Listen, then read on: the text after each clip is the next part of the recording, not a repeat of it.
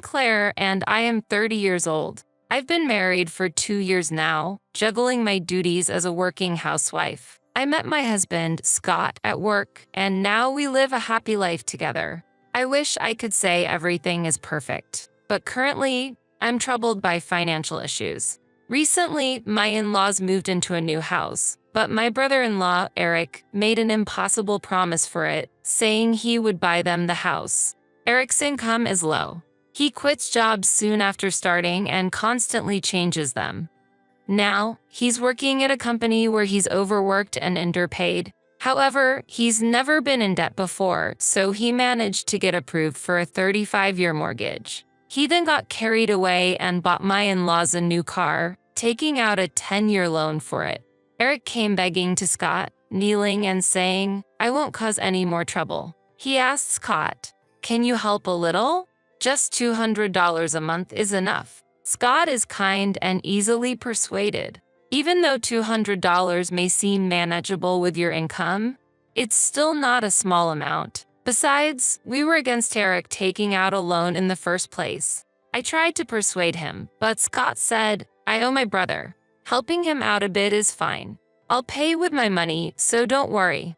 Scott told me that when he was a child, he got lost in the mountains and Eric found and saved him. Since then, Eric often uses his position as a lifesaver to make various demands on Scott. After Scott agreed to help with the loan payments, Eric's demands escalated. The agreement to pay only $200 a month soon increased by $100 each month, and we ended up covering 90% of the payments. Scott's monthly allowance couldn't cover it, so I had to contribute while saving money. I don't waste money, so I could afford to pay this amount. But honestly, I don't want to spend unnecessarily, especially since I want to have children in the future. Hey, wasn't the deal just $200? I can't understand how it came to this. It's okay now because I'm working, but what if I can't work anymore after having kids? We won't be able to pay then. That's true. Okay, I'll tell my brother that we can't pay after we have a child. Promise me. I can't forgive this even now. Scott called Eric to arrange that the payment would stop once we had a child. After that, I started trying to conceive. I didn't want to pay for Eric anymore. And then I got pregnant. Finally, I'm free from helping with Eric's repayments. I felt relieved. I didn't want to get pregnant in this situation, but it was the only way to change things. Then Scott made a suggestion. "Claire, I've been thinking. Maybe you'll agree with this idea. What's going on? Can you tell me more about it?" Actually, Scott's suggestion was a great idea. I was initially anxious, but I agreed to his proposal, thinking that if any problems arose, my child and I could escape. When I was 5 months pregnant, we didn't renew our apartment lease and decided to live with my in-laws. My in-laws were delighted, and I commuted from their house until I finally went on maternity leave. It's good to be dedicated to work, but don't push yourself too hard for the sake of the child. I couldn't fully accept my mother-in-law's concern. We're paying part of the mortgage, so it'll be tough without income. My mother-in-law smiled at my response. To be honest, I thought it was unfair to ask Eric to pay the mortgage. It's reassuring to know you two are helping. Her words made me slightly suspicious. It seemed like she didn't want Eric to pay, but it was fine if we did. I tried to forget her words, thinking it might be a misunderstanding. After that, I built a good relationship with my mother-in-law. There were no typical mother-in-law issues, and my father-in-law was a gentle person. I was initially worried, but then I was glad we lived together. I had no idea then that I would see an unpleasant side of my in-laws.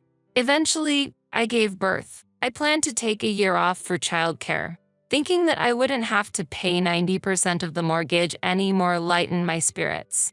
But Scott showed me a message with a worried look. It was a one-sided message from Eric. "Sorry, I couldn't stick to the job again. I'm working part-time at an inn in the countryside. I'll pay 20% of the mortgage as usual, so please transfer the rest to my account as before. Please." Scott sent several messages, but Eric ignored them and didn't even read them. When Scott tried calling, Eric had blocked his number. "What are we going to do? We need to raise our daughter, right? Let's ask your parents to pay part of the mortgage. We can't afford it with just your salary. You're right. I'll talk to them. You have to. It doesn't matter if we owe them. We need to find Eric and make him pay. As I expressed my anger, Scott went to his parents' room with a wry smile. But it didn't go well. When Scott suggested that they help with the mortgage, his parents got angry and came to me. Scott stood behind them, looking awkward. You said you wanted to support Eric and agreed to pay part of the mortgage. Keep your promise, I retorted angrily to my father-in-law's words. Just to let you know, we never wanted to make these loan payments in the first place. It was Eric who forced this situation on us. It's because he irresponsibly took out a loan that we've had to rely on Scott. At these words, my mother-in-law began to defend Eric. How can you be so cold-hearted? They're brothers, after all. Shouldn't it be fine if they share the financial burden? Can't you be a little more filial? It was you who made Scott ask us for money, wasn't it? Kind-hearted Scott would never say such a thing. It's true that I said I didn't want to make any more payments. But Eric initially said that contributing $200 would be enough, and that was only supposed to be until our child was born. But that agreement was broken, so shouldn't you help out? We never said we wouldn't pay anything. Well, how cheeky.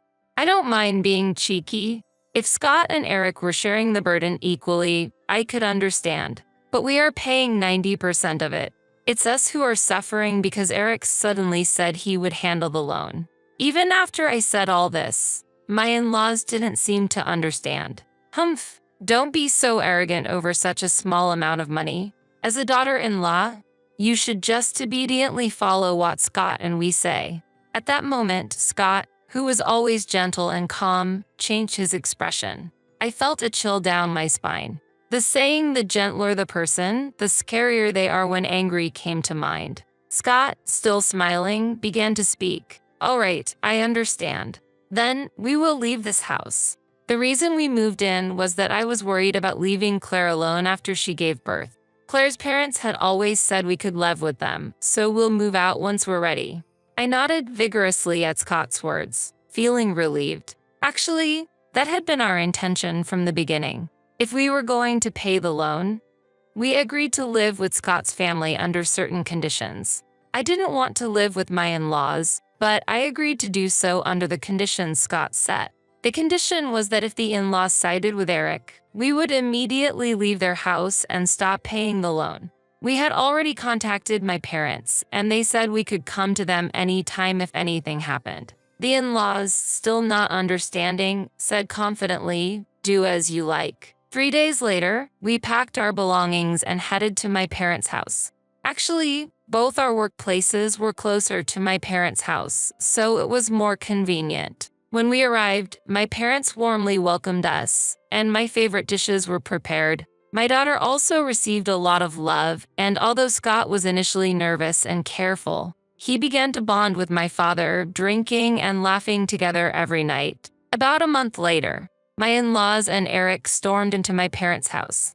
Apparently, Eric had gone back to his parents' house, complaining about Scott not transferring the money. And then the three of them came to demand payment for the loan. We dealt with them without letting them inside. Why didn't you transfer the money? They said they couldn't make the withdrawal. If there's a shortfall, you should pay it yourself. Is that how you treat your benefactor? So arrogant. Benefactor, huh? How long do I have to be grateful? If anything, I feel like I've helped my brother out more times than I can count. What did you say? You're alive today thanks to me. Have you forgotten that day? Eric raised his voice in anger, trying to overpower Scott. Perhaps he thought that gentle Scott would comply if he yelled. I couldn't stand it anymore, and before Scott could say anything, I shouted back at Eric. Enough is enough. Can you stop threatening us with the past? We've repaid our debt to you. More importantly, why did you sign up for the house and car loans for your parents all by yourself? It was to repay my parents for all they've done. That's a lie. There were other ways, like a parent-child relay loan. I know you told Scott that your annual income isn't even $30,000 and you weren't sure if you'd pass the loan review. My words left my in-laws with shocked expressions. Eric, what do you mean your income isn't $30,000? Was it a lie when you said you had changed jobs and were earning over $80,000 and we could rest easy? Hey, Eric, answer properly. As my mother-in-law pressed him, Eric paled and started sweating. That's not true. Where did you hear such a thing? Maybe Scott. Did you use the speakerphone? Maybe it was a misunderstanding. He tried to escape with an explanation, but it was too late. Scott played a voice recording from his smartphone of his conversation with Eric. I exaggerated about earning $80,000 when I didn't even make $30,000. I was hoping the loan review wouldn't go through, but it did. I can afford the loan payments. Can you help me? You owe me for saving your life, right? Scott stopped the recording and looked coldly at Eric. Gone was the usual gentle Scott. I'm the type who's curious about things. I record all my calls. Claire knew because she heard this recording, not because I used a speaker. It's thanks to me that you're here today. So, help me with what I want to do. Don't you want to be filial to your parents? I took out the loan intending to be. Maybe you helped him as a child, but we've repaid that debt. Please don't ask for more. We have a daughter now and need money for her future. You just want to look good in front of your parents, right? Then do it on your own. I said that as I was unable to contain my anger. Scott quietly patted my shoulder. Thanks, Claire. That's enough. Scott, since we were kids, our parents always favored Eric. I was always second. Eric probably took out the loan not really to be filial, but to curry favor with them. And he took out the loan knowing he couldn't pay it, planning to make us pay 90% of it. There's no reasoning with such people. So, we're cutting ties. Scott glared at his parents and Eric. Seeing this, my in-laws started to make a fuss. How dare you talk about cutting ties? You owe us. You should be filial to Eric and us. We raised you. That's right. Do you know how much money we spent so you could go to college? Pay the loan expenses as a way to repay us. Each time my in-laws said something, I grew more and more disgusted. If you keep causing a scene, I'll call the police. Please don't contact us anymore. With that, I forced all three outside and slammed the door shut. Soon after, the police arrived, and my in-laws and Eric left quietly. It seemed my parents had called 911 over 10 minutes ago, sensing the argument wouldn't end. Afterwards, we explained the situation to the police and sent them home. It seems that the police can't intervene much in family matters. We talked with my parents and decided to move out immediately. We found a new place easier than expected and started living in a new apartment with our daughter 2 weeks later. We told my parents our address and promised to visit occasionally, but we didn't tell Scott's parents or Eric anything. Scott changed his phone number and took steps to ensure that his parents and Eric couldn't contact him. Later, Eric apparently struggled with the loan payments and, along with his parents, managed to make the monthly repayments. Scott's father had already retired, and his mother had long been a housewife, enjoying a pensioner's life. However, due to the loan repayments, both had to start part-time jobs, leading to a tough life given their declining health. Eric returned to his parents' house and found a new job. He earned a minimal income, which angered his parents. A friend living near Scott's family told us that they're barely getting by, looking constantly downhearted. We are enjoying a comfortable life in our new apartment, just the three of us. Scott recently got a promotion, resulting in a slight salary increase. Sometimes, I thought you might always be under Eric's thumb. Remembering Eric suddenly, I asked Scott about it. For me, he was still an important family member. Even though he's like that, the treatment from our parents was unfair, but I valued them all because they were family. But I snapped when my father called the loan repayment a trifle. That's when I clearly realized that my real family is not them but you and our daughter. Haha, that's kind of nice to hear. Scott, you look so scary then. I was shocked. Just thinking about what they were saying to my precious family, I couldn't control my anger. Scott and I smiled at each other. While we were talking, our daughter started crying. Oh, what's wrong? I got up, picked her up, and left the bedroom. Scott has work tomorrow, so he needs to rest. I decided to focus on taking care of our daughter instead. I reaffirmed my desire to protect my precious family. When I asked, "Did you build this mansion, Laura?" my sister-in-law replied with a proud face, "Yes, it's a bit too big for living alone, but it's a spacious 3-room house designed for 2 generations. Maybe I should invite my boyfriend to stay on the first floor." I secretly smiled to myself at her words. She was probably lost in some distant dream. What's with that sudden laugh? It's creepy. My sister-in-law looked at me intently, puzzled by my smile. Her eyes held me as if seeing something unknown.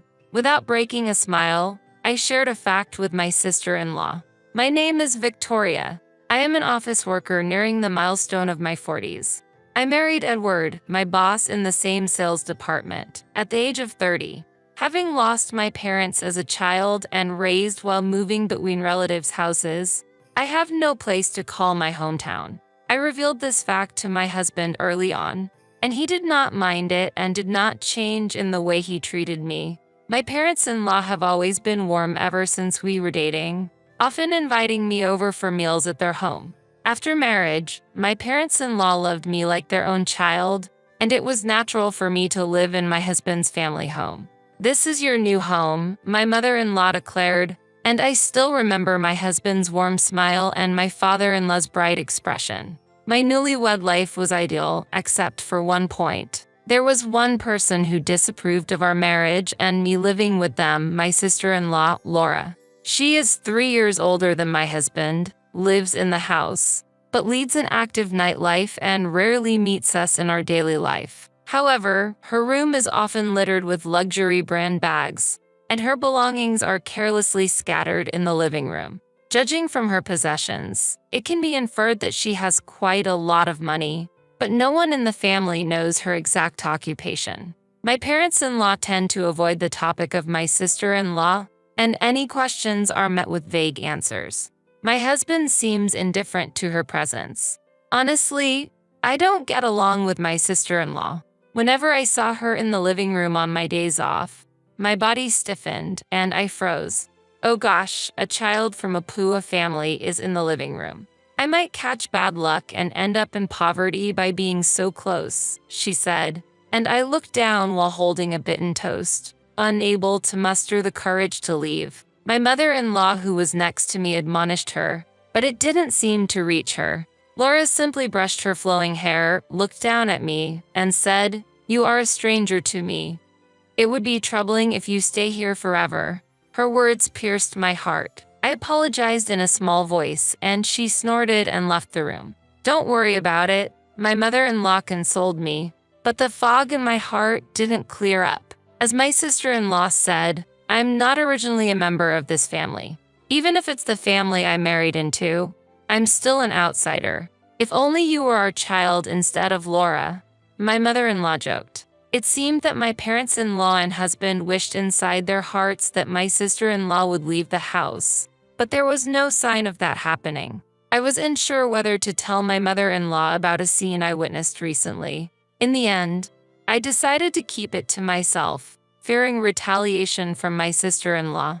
I managed to force a smile in front of my mother-in-law while finishing a tasteless breakfast. Then came a long stretch of rainy days in the area we lived in. The old house seemed to be crying out in pain. There were leaks in the corridor previously, but never as badly as this time, and my mother-in-law could only smile wryly. The emergency repairs done by my father-in-law and husband were mostly ineffective, and the buckets placed around the house overflowed with rainwater, soaking the floors. Fortunately, our bedrooms and the living room were safe, and we could manage to live somehow. However, the problem was Laura's room. She hadn't been home for several days and would surely be surprised to see the state of her room. My mother-in-law and I had moved out her precious branded bags and watches from the room, but the room itself was as wet as if it had been exposed to the rain outside. It was impossible to even set foot in the room, let alone sleep in it.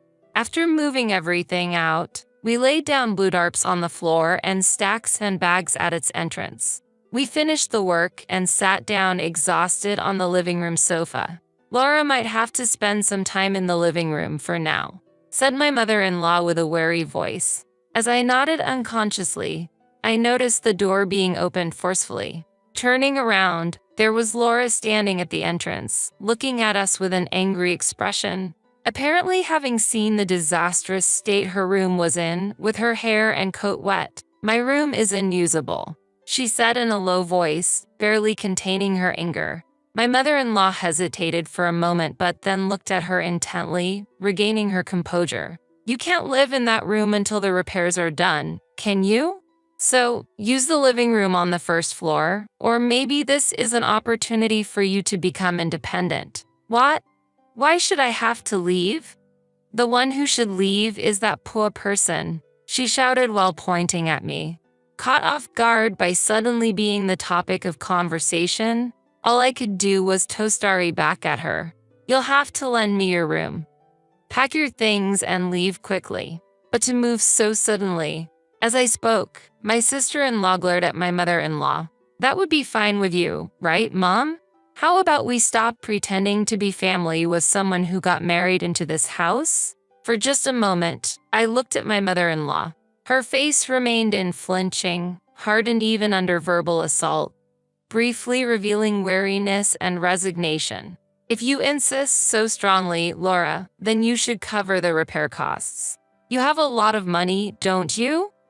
"We don't have enough savings to fix this house." My mother-in-law retorted unexpectedly, leaving my sister-in-law at a loss for words. My eyes naturally compared my mother-in-law's worn-out apron with Laura's branded, flashy dress. My parents-in-law were already retired and living on a pension, while it was clear that my sister-in-law, despite her unclear job, had considerable income. The cost of repairing the family home should not be an issue for her.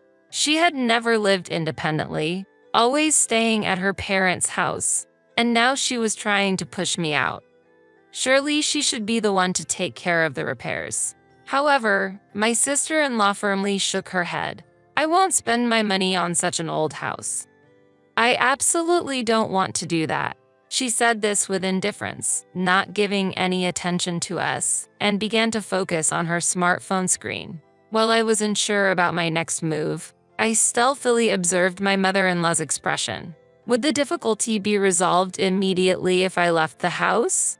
In the silence, it seemed like my mother-in-law and I were searching for what to say next. Then Laura, who had taken her eyes off her smartphone, looked at me, obviously displeased. "Why are you still here? Get out quickly. I can't move my things in." It seemed impossible to convince my sister-in-law no matter the argument. When my mother-in-law looked at me, she murmured apologetically, "I'm sorry." Hearing those words, I nodded in acceptance. I had brought only a few belongings to my parents-in-law's house. I packed my minimal, essential clothing into a suitcase, crammed my daily necessities into a bag, and returned to the living room just as my husband came home and confronted my mother-in-law. After speaking to my husband and exchanging a few words, I left the house, leaving behind my mother-in-law's faint voice saying, "Sorry, both of you." My parents-in-law seemed unable to speak against my sister-in-law for some reason.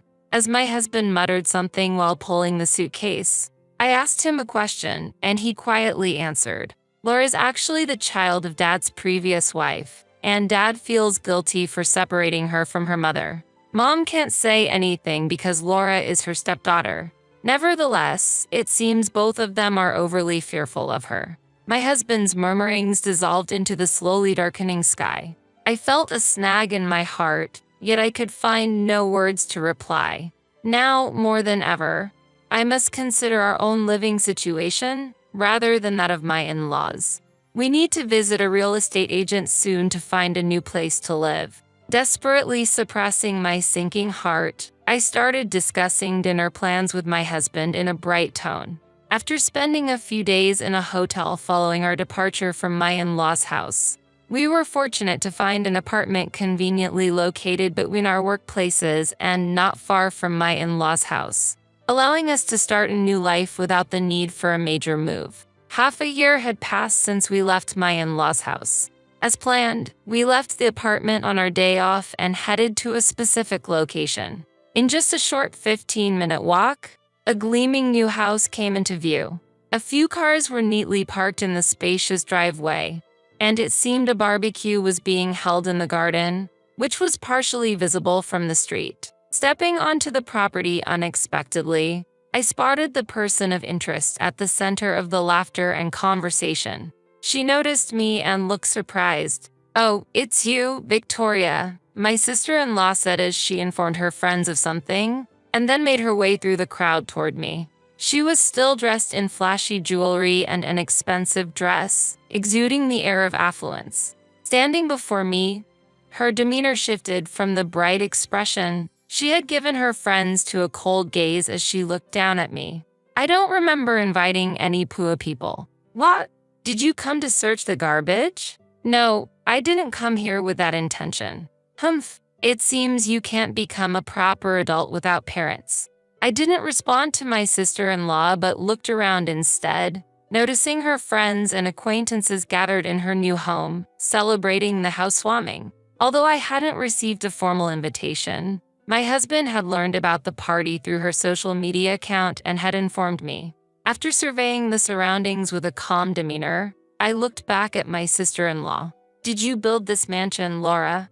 I asked, to which she proudly replied, "Yes, it's a bit too big for just myself, but it's a spacious 3-room house for 2 generations. Maybe I should invite my boyfriend to live on the first floor." I secretly smiled to myself at her words. She was probably indulging in some distant dream. "What's wrong?" "Don't start laughing suddenly.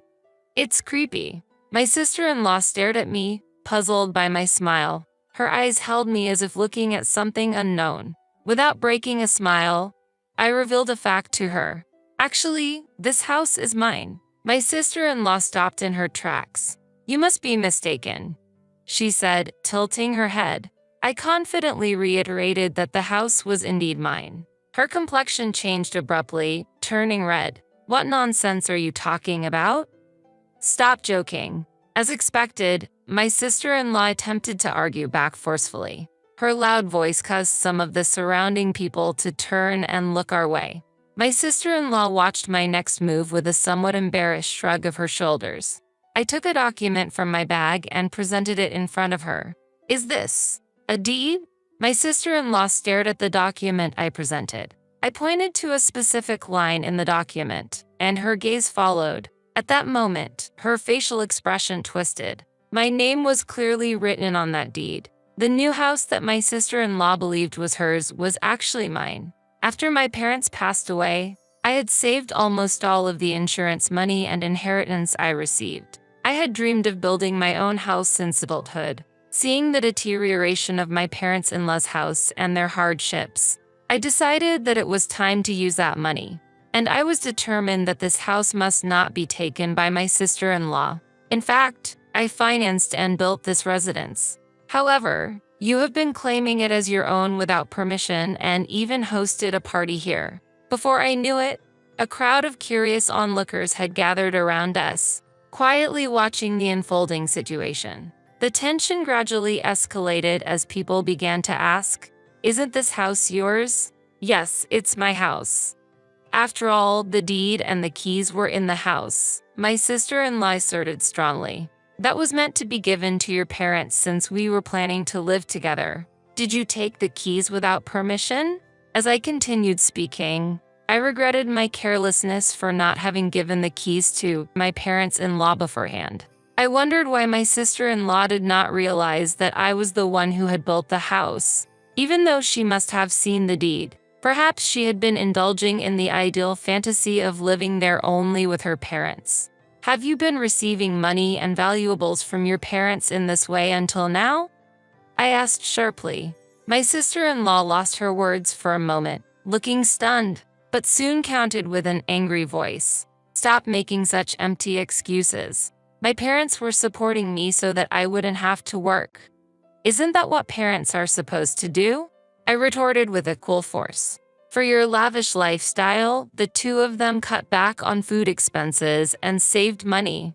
How do you think your friends would feel if they knew you were living the high life by depleting the savings of your parents, who are working hard and saving to the extreme?" The crowd murmured, and the atmosphere changed completely. The relationships my sister-in-law had built on the foundation of money seemed to crumble audibly. According to my husband, who had shown me her social media, she claimed to be an investment expert and proudly displayed expensive cars, bags, and watches worth a month of my salary. Her circle consisted of celebrities and those pretending to be one. If it was revealed that her luxurious lifestyle was built on the extreme saving and precarious living of her parents. No, everyone. Everything this person is saying is a lie. My sister-in-law tried desperately to explain to the onlookers, but skeptical gazes gradually cornered her. There was no longer anyone who admired her. They left the garden one by one, heading back to their respective homes. Soon, only Laura and I were left in the vast garden. The savory smell of the barbecue melted into the silent air. She collapsed onto the ground, powerless. Then, hearing modest footsteps, I turned to see my parents-in-law standing with stern expressions. They glanced at the bright new house for a moment before looking down at my sister-in-law sitting on the ground. "We have spoiled you too much until now. From now on, you must stand on your own 2 feet and live on your own," said my father-in-law with weighty words. My sister-in-law seemed to look at them with tears, begging for help. "Aren't you two going to live in this house? Then give me the old house. What am I supposed to do if I don't have a place to live?" Her desperate cry was drowned out by the sound of footsteps on the lawn, and then my husband appeared. As if seeing through my sister-in-law's heart, he stated matter-of-factly, "The house you grew up in has already been demolished, so there is no place for you to return. Apologize to Victoria and live here, or else you'll have to live independently." How can this be? In the end, my sister-in-law remained crouching in the garden, beginning to cry. However, her pride was too high to apologize to me. As expected, she continued to blame me but never asked to stay in the house. With no more assistance from her parents and being evicted from the demolished family home, she seemed lost. The only way for her to live independently was to work. But finding a job was difficult for her, who had never worked properly before. And according to my husband, she barely managed to get by with a live-in job at a hotel she had found. Later, she was seen visiting my parents-in-law and husband, begging for financial help. But my husband stated, "If you come here again, I will call the police." Her failure to apologize to me and ask for help might be seen as a sign of excessive pride. On the other hand, my parents-in-law offered to share the construction costs of the new house, but I declined. The house was built with the intention for us as a couple to live in. Their sentiment alone was enough for me. Still, my parents-in-law were adamant about offering financial support. After much deliberation, instead of accepting the money, I asked them to take care of our future child. At that time, I had just learned that I was pregnant. My parents-in-law were overjoyed at the news and wholeheartedly welcomed the addition to the family. My husband, knowing that our child's birth was imminent, became even more devoted to his work. This new house will proudly fulfill its duty as the final residence for my parents-in-law and as the place I can always return to.